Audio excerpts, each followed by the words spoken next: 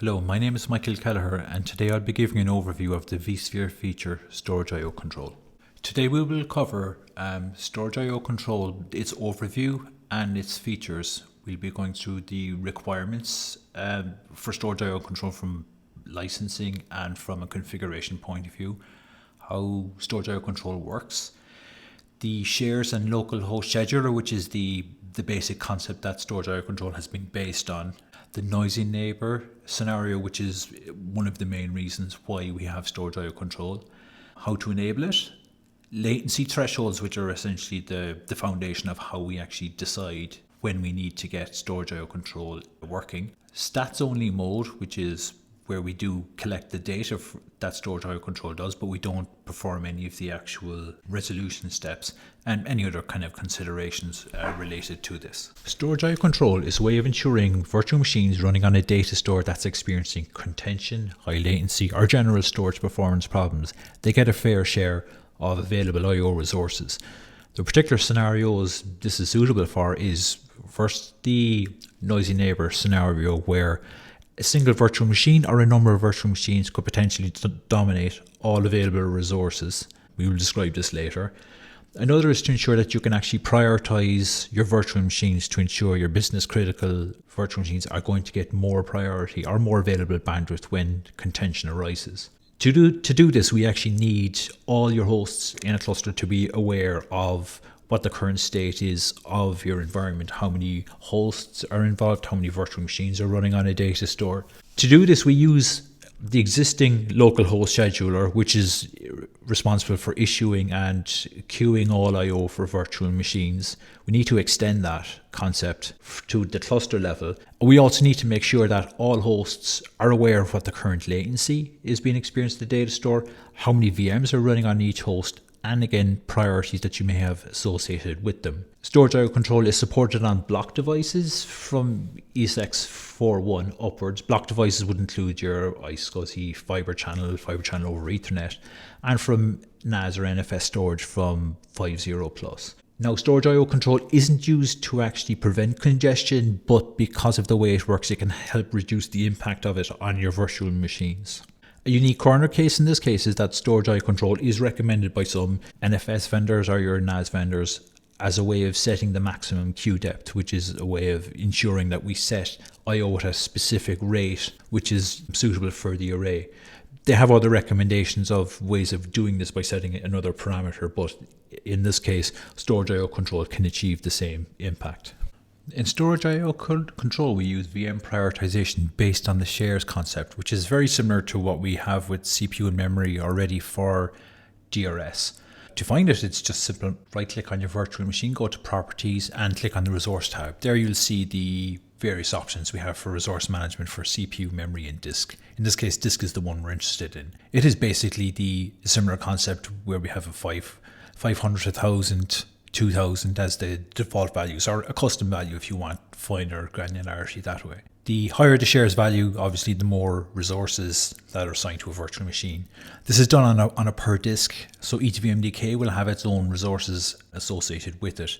So even within a VM, you can choose to change the priority on the different disks. This concept is already enabled by default within the ESX host. So the ESX host, anytime it meets its latency or contention, will automatically use the existing shares values as a way of trying to balance the load. Now, this isn't cluster aware, but it is specific to the host. So Storage I/O Control itself only becomes active when a defined threshold is exceeded. In most cases, this is a millisecond value. So until this value is met, we actually don't perform any throttling, or Storage I/O Control doesn't do anything other than just monitor the current latency on the disks. So in pre-ESX 5.5, we had a default value of 30 milliseconds pre-populated.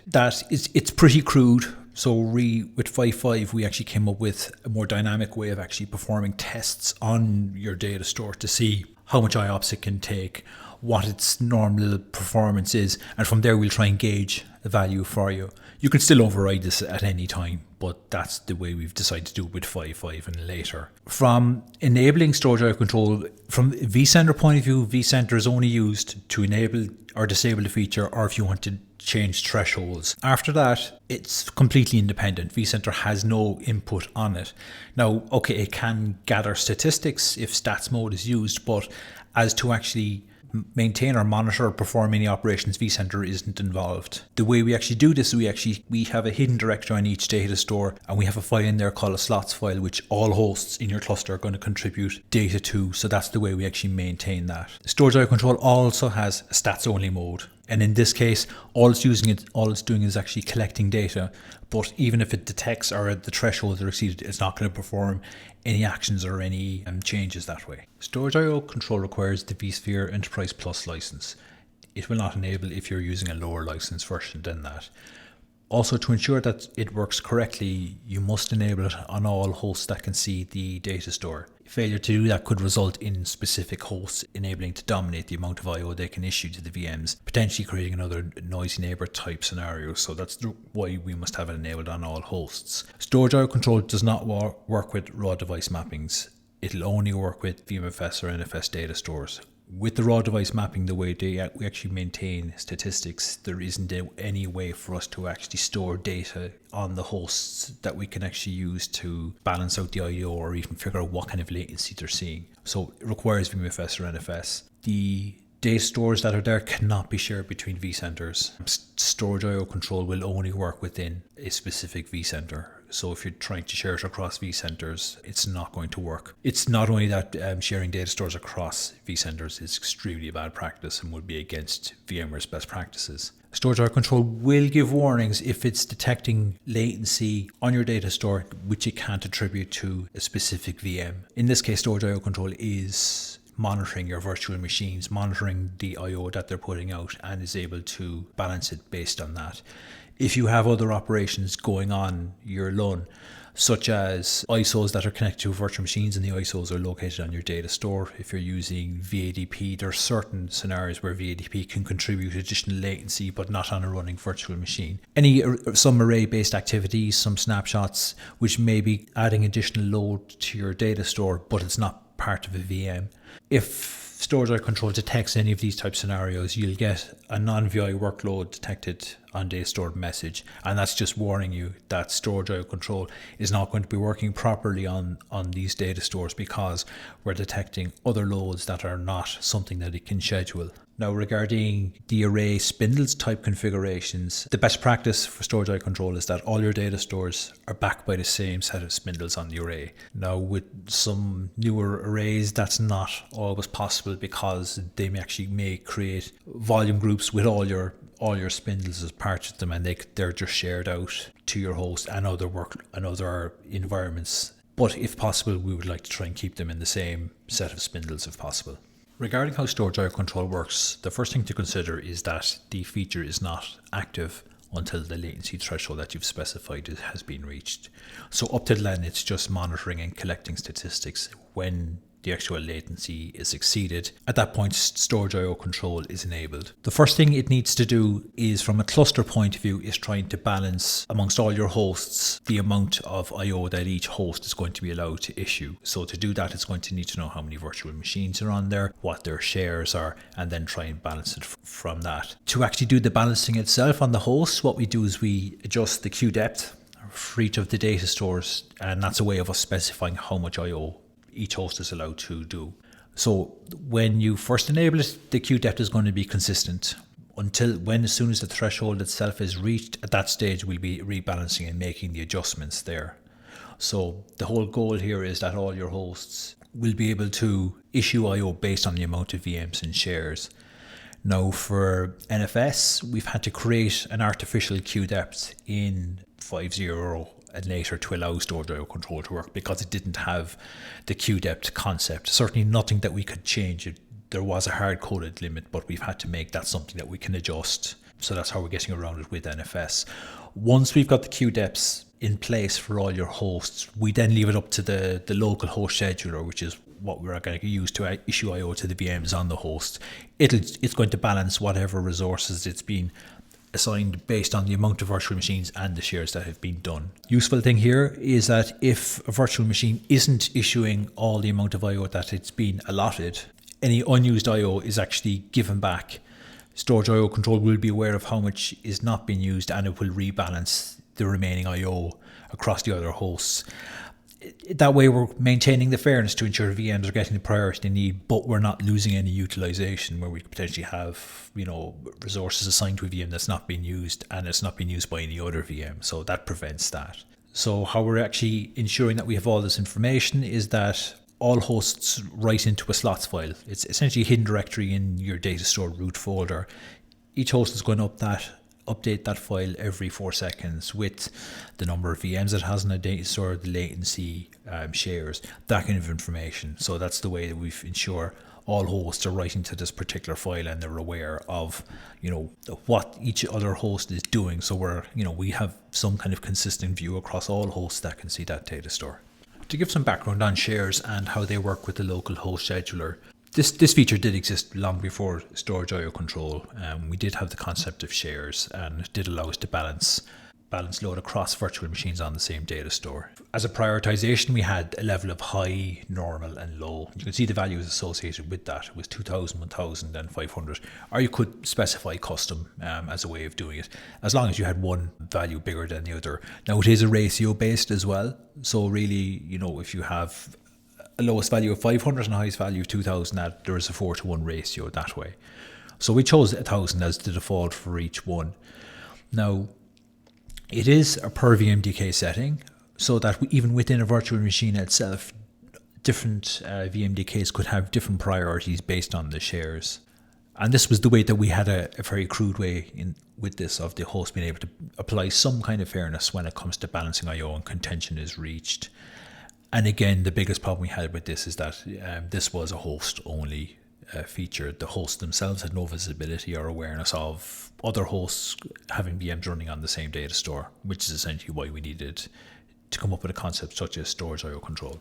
The screenshot here just shows exactly where you can configure the shares value on a virtual machine. So that would have been in the vSphere client, just a matter of right-clicking on the virtual machine, selecting properties. This particular window will open. You just click on your resources tab and you can see we've selected disk here just so you can see the shares value associated with it. At the moment, this particular virtual machine only has a single disk, so if you extended out the disk title there, you'd actually see hard disk 0. If you had multiple hard disks in your virtual machine, they all would appear here, and as you would see, each one then would have its own specific shares value that you can actually configure. Now we'll discuss the noisy neighbor scenario, which is one of the main reasons why storage I/O control was developed in the first place. So we'll take, before storage I/O control, shares associated with a virtual machine were only considered at the host level. So if you had a number of virtual machines running on a host on the same data store, the local host scheduler's job was to actually balance the I/O based on those shares. Taking the way we have multiple clusters or even a number of hosts within a single cluster, well then you could have a number of virtual machines on the same data store running across different hosts. Each host itself will be able to schedule I/O for its own VMs to a specific data store.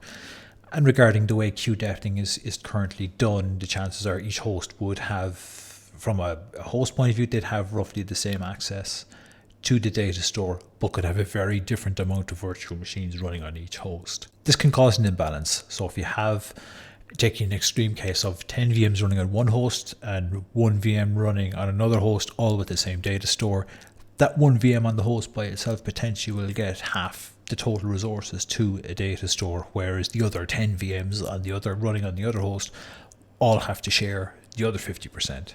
So as the best way of showing this would be through an example. So we're just going to show an example in the next slide where it's going to have two hosts. One host with two VMs running on the data store, another host with another VM running on the same data store. The VMs are going to be at default value, so they're going to have a default share of 1000. So really what we're here to discuss here is when congestion occurs, what happens. So what we'll do is we'll move on to the next slide and we can actually describe this in more detail. You can see here from our scenario described that we have 3 virtual machines running on 2 hosts. We have 2 VMs on ESX01, and we've one VM on ESX02. Now, taking in contention or congestion has occurred, looking at the end here, you see that each host roughly has 50% of the available bandwidth to the data store. The other host then has the other 50%. So taking host ESX01, you've got two VMs. Those VMs have to share that 50%. Well, depending on their shares, because it's 1,000 a share, we're assuming they're going to be half. So you've got those two VMs which potentially have 25% access to the available resources on that data store. You've got then your other virtual machine, VM3 on ESX02, that essentially has 50%. This is what we would describe as the noisy neighbor scenario, where you've got VM, in this case VM003, has twice the I/O resources of the other two VMs, even though they all have roughly the same share value. This is one of the main reasons why storage I/O control was developed, was to find a way of overcoming this type of scenario from occurring. So to discuss how storage I/O control helps and protects against the noisy neighbor scenario, when it's enabled, we're effectively creating a cluster-wide data store queue. So that's going to apply to all hosts that have the data store mounted. When congestion occurs, the hosts are going to look at the shares, they're going to be aware of the amount of virtual machines, and in this case they're going to limit the I/O that each host can issue to that specific data store in proportion to the number of virtual machines and the shares that they have. In doing so, to do this, we'll actually throttle the device queue depth for the data store as a way of limiting an I/O. And look, as mentioned previously, before this latency threshold is reached from storage I/O control, there's going to be no throttling. Essentially, virtual machines are going to have a free-for-all on resources. Once the actual storage I/O control has kicked in and it has balanced certainly the I/O from a queue depth point of view, we're going to leave it up to the local host scheduler on the host then to balance the I/O that it's been assigned based on both the virtual machines and the shares that have been associated with them. In this case, if you do need to prioritize a virtual machine, you can increase its share value, which will give it more priority and more access to more bandwidth. So we're going to go back over the same example again in the next slide, where we're going to have the same two virtual machines on host A and the same virtual machine on host B, same default shares. The only difference in this case is storage I/O control is enabled, and in this case we'll see how the load has been balanced in a much fairer way. From here we can see how storage I/O control has set the exact same congestion type scenario. So we still have our two virtual machines on host ESX01, and we have one VM on host ESX02. Now, because congestion is heard, storage I/O control has seen, okay, we have three virtual machines, each with a value of 1,000. So, based on total availability, each VM should get roughly a third of the available resources on the array. So we can see in this case what's happened is that the queue depth on ESX02 has actually been throttled in such a way to ensure that the host ESX01, which has the more virtual machines, gets more bandwidth. So you can see, because of the net effect of all this, we now have host 0x1 essentially gets 66% of the total resources, and ESX02 gets 1/3, and in that way it's able to balance the load out across all the virtual machines. That way we have the noisy neighbor scenario has been avoided or prevented with this. And again, if we had decided to change the share values of any of the virtual machines, well, then that virtual machine would have received more priority than the others. So there would have been even a slightly different balance that way. So if you take VM001, you gave it 2,000 shares, well, then that would get 50% of the total bandwidth, and the other two virtual machines would share 25%. That's a way of just ensuring that your higher priority virtual machines would get the correct amount of resources and bandwidth. Here we're showing a very, very good before and after picture of the type of scenarios that storage I/O control was designed to alleviate. In this case, where you've got both the noisy neighborhood type scenario in place, you've also got your business critical VMs not getting the priority that they deserve. So we'll take the one on the left here, where it's without storage I/O control. In this case, you've got two non-critical virtual machines, your data mining and print server, which in this case are getting they're getting a large amount of your available bandwidth, and your two business critical machines, the online store and Microsoft Exchange, not getting enough resources. So in this case, you've got VMs that you don't particularly care about to the same extent as your business critical ones getting more resources than the other. And that's not the desired effect when contention is occurring. So how storage I/O control is going to help in this case is, in first case, you've got your cluster-wide queue. so that all virtual machines can be shared equally, or they can at least be scheduled based on their shares. So we're aware of all the virtual machines. We're going to say, okay, we can schedule all of those VMs equally. And in this case, what we're going to do is we're going to increase the shares value of your online store and Microsoft Exchange server to ensure that they get the prioritization and the additional bandwidth that they get. So you can see from a before and after picture, the after picture with Storage IO Control is a much, much better place to be. So when congestion is occurring, you're going to minimize its impact to your business critical VMs. Enabling Storage IO Control is a very simple procedure. Just a matter of selecting the data store in the vSphere client inventory, click on the configuration tab and then click the properties link. Under Storage IO Control, it's just a matter of simply ticking the box to enable it. Then once it's okayed, if you look at the column itself where it shows the data store properties, you'll see Storage IO Control is enabled. In the particular properties box, there's also an advanced button, and that can be used to manually change the congestion threshold for which Storage IO Control will be enabled. The range is between 10 to 100 milliseconds, and there's two different ways that this is done. In kind of 415051, we use a crude default 30 milliseconds as a way of doing it. In a later slide, we'll actually go through some of the rules of thumbs we have that. In 5.5, we've got a more intelligent way of attempting to gauge this.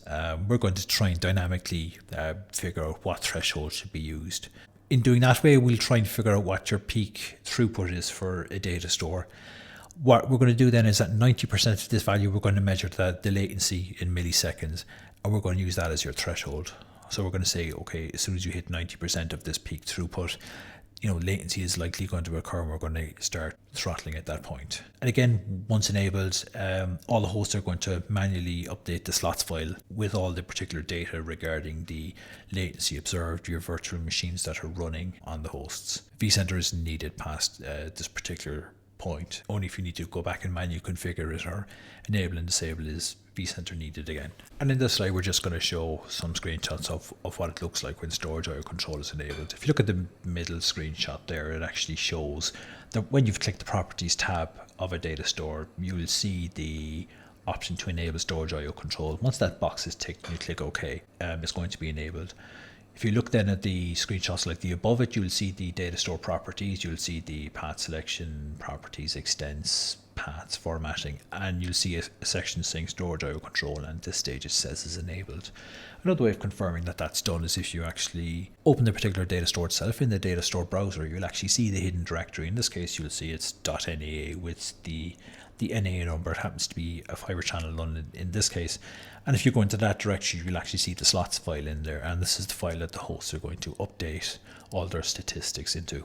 Here we're going to discuss the importance of the latency threshold concept, which you'll see is this millisecond value, which we're using to try and decide when Storage IO Control should be enabled. So as mentioned previously with 5.5 and later, we're going to attempt to gauge it, getting 90% of the maximum threshold, seeing the latency and using that value. Now with the earlier versions 415051, we just set the default of 30 millisecond. Now what I would say with 5.5 and later is that you can still override this dynamic checking by going into that advanced button and selecting a value. That will override any dynamic testing that we've done, and that will take the priority over it. Once you've that in place, now the things to consider is this is something we need to try and get the balance right, because if you set a millisecond value that's too low, you're essentially going to start throttling I/O on virtual machines, trying to rebalance when there realistically is no performance or congestion problem with the data store. So you're potentially, you're limiting VMs that may need more performance when you don't, but you don't actually have any genuine issue, but you're still limiting them, which is certainly not what we want. The other problem is if you could set this value too high. Now, having it too high means is that a performance congestion issue has occurred. You've got your VMs that are at this point, there's an imbalance and they're struggling, and your priority VMs may not be they're not essentially not being prioritized at this stage because Storage IO Control hasn't kicked in yet. So you need to set this to a kind of a more realistic value, saying, okay, I've exceeded this particular value. At this particular value, we're kind of considering this to be a performance problem. Therefore, we're going to want Storage IO Control to come in, rebalance and reprioritize the VMs correctly. So in the next slide, we're just going to discuss some of these rules of thumb values that we've come up with ourselves. Here we show some of the rules of thumbs that we have come up with for good latency thresholds varies depending on the type of storage that you have. So the basic block type storage is like Fibre Channel, SAS, SSD, and SATA. You can see the SSD obviously is the best performing one, so we're going to specify a lower value for that. 10 to 15 milliseconds should be fine. Fibre Channel and SAS, really 20 to 30 milliseconds would be a pretty good value. SATA, which can be slower, 30 to 50 milliseconds seems good. For the network-based ones, really 30 milliseconds seems particularly good, both for iSCSI and NAS NFS. Again, if you're ever unsure, the best person to ask in this case is going to be your storage vendor, who are going to have very, very good ideas as to what's good and bad performance to expect from your type of storage array. Ones that we haven't really got any specific recommendations for would be auto-tiering solutions or flash-based arrays. We don't have enough data on them really to come up with all the different types of ways this can be implemented to come up with a good value. So again, we would say, look, your storage vendor is the best source in this case. If they can't come up with a recommendation, using your fast and slowest disk speeds and attempting to gauge would be, that's certainly an option that's enabled here. Really though, rather than trying to guess that, we would say if possible, benchmark. Use a particularly good I/O stress tool, stress your array, see when you're getting a high enough latency with it, but you're still having good performance, and try and gauge it that way. Here we're just showing screenshots of how to enable the latency threshold or configure it for both block storage and NAS. So the top one is for a block storage, Fibre Channel, iSCSI, that kind of configuration. So once you've enabled storage I/O control, click the advanced, and you can see you've your congestion threshold value that you can put in. Similarly, if you right click on NFS data store, go for properties, you'll see the storage I/O control tick box, and you'll also see the congestion threshold with it. Now, if you do tick on certainly on 5.5 and later, if you hit the reset button and you've put a value in, it'll remove the value that you've put in, and we'll go back to the dynamic setting that we've configured. So if you do need to reset that, that's the best way of doing this. As mentioned earlier, storage I/O control has a second mode of operation, which is called stats only mode. When you configure this particular mode, we don't use the cluster-wide data storage scheduler, and we don't throttle any I/O if your latency thresholds have been exceeded. This is purely just to collect the data and statistics that storage I/O control normally does, which are both logged on the host and are also stored in the vCenter database. With it being the vCenter database, you can view its data with the normal performance charts available in it. Now, to configure this, you can only do it from a web client, and you need 5.1 or later. Stats only mode is also disabled by default. Originally, this was supposed to be enabled by default, but because of the additional logging overhead in the vCenter database, we made the decision to disable it just to increase vCenter performance. We said we didn't want to have this additional load if it was a feature that people weren't going to use. Now, what I would say is that if you are planning to use storage DRS, then one of the underpinning features of storage DRS is to use storage I/O control stats mode. So if you do plan to implement this, enabling this so it allows to collect more data is certainly a good thing. To enable it, it's simple. From web client, it's just storage view, select data store, go to manage and settings, and there's an edit button on the right side. Click that, and you'll say the disable storage I/O control statistics collection there is ticked. You just simply untick that, and that will enable it. And just to confirm that you can actually see data from it, it would be just a matter of going into performance charts, selecting the view of performance and time range of real time, and from there you'll be able to see the data and latency that's been observed by storage I/O control. In the following screenshots, we're just showing how to enable the stats only mode statistics along with the storage I/O control performance graph that you can see from Data Center. So once you go into the configuration properties for your data store, you'll see in what's highlighted in yellow there, that particular option. Once that tick box is enabled, storage I/O stats mode is disabled. So just simply untick that and click OK, which will enable the stats only mode. And just as a way of showing what we actually see in the performance charts, you see we can actually see the normalized latency and the IOPS that storage I/O control is observing on the particular data stores, which again can be very useful for gauging performance of your data store without necessarily wanting storage I/O control to make any changes. Some customers like to use this as a useful way of just getting a rough gauge of the kind of performance they can expect from a data store. Along with the statistics data that we see in the vCenter database, Storage IO Control also does log locally to the system logs. In 4.1, it logs into the main system logs, Verilog messages for ESXi or Verilog VM kernel for ESX41 Classic. They're going to be reported by the storage RM process, so you'll be just looking for entries in that keyword. In 5x, so from 5.0 and later, we actually have a specific log file, Verilog storage_rm.log, which is dedicated to storage IO control. In this, we log a lot of the similar issues that you're going to see in your vCenter database. We're going to show you the average latency across the data stores that we're detecting and all the kind of performance data associated with it. We're also going to report any misconfigurations or other issues that we see. And just below is just an example output from 5.x host. We're showing, first of all, an external workload detected. So this is what we mentioned earlier about that there was a particular type of IO that's been detected on a data store, which is contributing to latency, but is not part of a VM. So this would certainly be something that could be looked into. We're just seeing specific file access problems. We're seeing the queue depth for one of the data stores, and we're just seeing additional properties associated with that particular data store. And finally, we move on to some considerations with storage IO control, and other common questions or sources of confusion regarding it. One of the biggest causes of confusion here is the limit IOPS VMDK setting, which you'll actually see right next to the shares value when you're editing when you're getting the resource settings for a virtual machine. Now, limit IOPS is not considered part of storage IO control, and it's not included in the storage IO control calculations or the way it works. Really, what limit IOPS does in this case, it's a per VMDK setting to limit the maximum amount of IOs per second that a VMDK can issue. Now, this is regardless of the contention or load on a particular data store.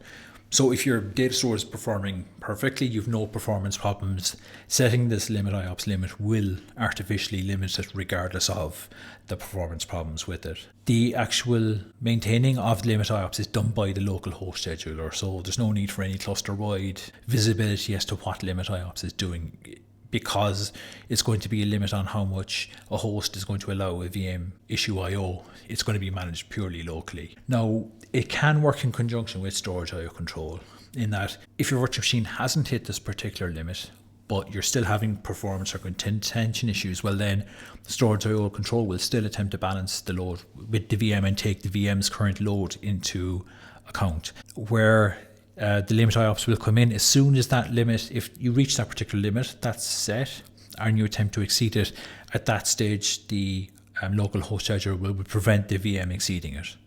So storage IO control will work fine up until the limit being set, but as soon as the limit IOPS value has been set, well then the VM will not be able to issue any more IO than that.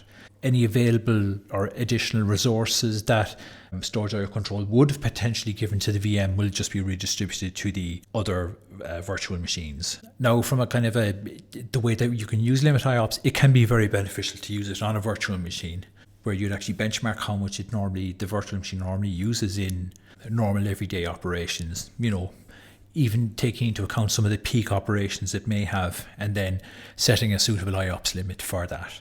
In that way, you can ensure that your virtual machine maintains normal good performance, but you're going to prevent it from, if a very, very peak activity comes in, or you've an issue with the OS or the application which results in a lot of IO, you're not going to flood the array with a lot of IO. But like with any kind of limit or reservation type setting, VMware, we recommend extreme caution when using this, because the big problem about using limit IOPS or any values such as this, you'll potentially reduce the amount of IO a VM can issue when there may be no contention or performance issue in your environment. Thus, why would you want to slow down your virtual machines when you have plenty of resources and your performance is very good? And again, in the screenshot on here, we're just highlighting exactly where the limit IOPS setting is in relation to the shares. You can see, right click on your virtual machine, properties, go to resources, select disk. You'll see your shares value here. You'll also see the limit IOPS setting as well. Other common questions we'd have at storage IO control is what the impact of performing certain VM or administrative type operations such as snapshots, VM migrations, Hotadd, which is part of the backup API, or even having multiple VMDKs associated with a VM, what impact they have on storage IO control. So the way storage IO control is calculated, it includes any administrative tasks associated with VM. So including which are 100 shares or 1,000 shares that would be associated with a VM. Any operations such as snapshots, storage vMotion, backups, any IOs that are associated with those operations are included in the total associated with that particular VM. So when we are scheduling VMs, we are scheduling them with those particular operations in flight.